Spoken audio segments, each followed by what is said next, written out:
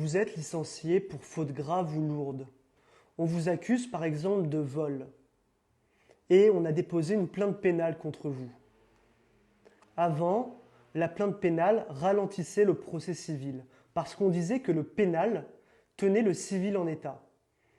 Ça voulait dire en gros que vous ne pouviez pas avoir de jugement civil sans que le juge pénal ait décidé si oui ou non vous étiez coupable. Maintenant, ce n'est plus le cas. Ce n'est plus le cas parce que beaucoup d'employeurs ont décidé par exemple de licencier leurs salariés pour des motifs entre guillemets bidons et ont déposé une plainte pénale pour ralentir le procès civil. Et bien, maintenant, le pénal ne tient plus le civil en état. Ça veut dire que vous pouvez avoir un jugement civil, voir si votre licenciement par exemple est sans cause réelle et sérieuse, sans attendre que vous ayez le jugement au pénal.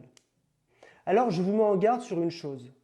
Si vous êtes, par exemple, totalement innocent et que vous le savez, peut-être que ça vaut le coup d'attendre le jugement pénal.